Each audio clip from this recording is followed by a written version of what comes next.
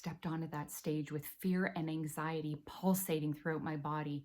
My mouth was dry, my heart was pounding, and my stomach was doing backflips. I was blinded by the lights, but I was painfully aware that the audience was packed with people, many of whom knew me professionally, but they didn't really know me. I stood there struggling to hold back the tears. You see, this story was never one that was meant to be told.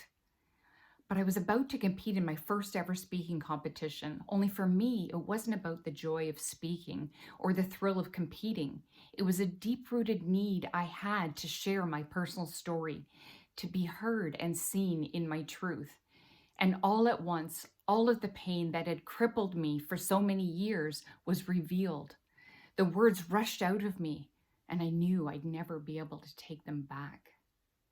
When it was over, I was frozen in the realization that I had shared my 30-year experience with IBS and the truths that went with it.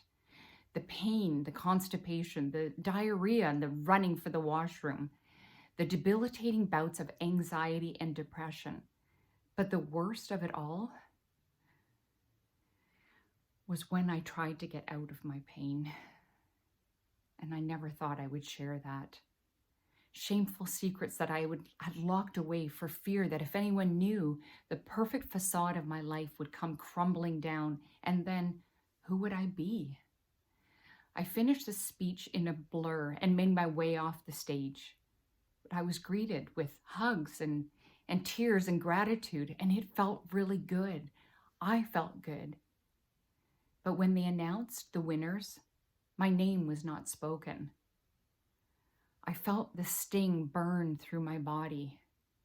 And it wasn't the upset of not winning a prize. It was the thought that I had ripped myself open, wide open. And for what? I put on my mask once again, pretended that everything was okay. I congratulated the winners and rushed out of there. But that night and the immediate days that followed, I felt raw and sad and broken. I knew I'd have to shake that, and eventually I did. And then I received my video. There was no way I was going to put that out. I had to tell my family first, and it took me 3 months to do that. My dad being the hardest to tell. He couldn't relate to depression. It was like, pull your socks up, keep yourself busy. I finally posted the video, and the emotional messages poured in. I cried over and over again, finally realizing why I'd shared it. It wasn't about my flaws and imperfections. It was about sharing my humanity vulnerably. And people connected. They connected to my personal story or to the courage that it took me to share it. The whole experience was life-changing for me. But throughout my life, I tried to push myself outside of my comfort zone. Getting comfortable with the uncomfortable was where I grew. And getting beyond my doubt and feelings of inadequacy is where my self-worth stretched. Each accomplishment allowed me to love and value myself even more.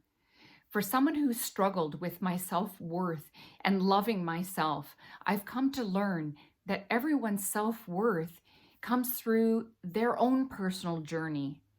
With each relationship and challenge and opportunity, we grow and evolve. I've learned that with risk, there is reward. With discomfort, there's growth. And every single step I took to be a better version of myself, I loved myself a little bit more.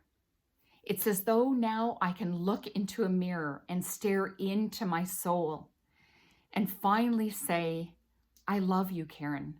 I love you for everything you've been through, for pushing through the pain, and most of all, I love you for never giving up.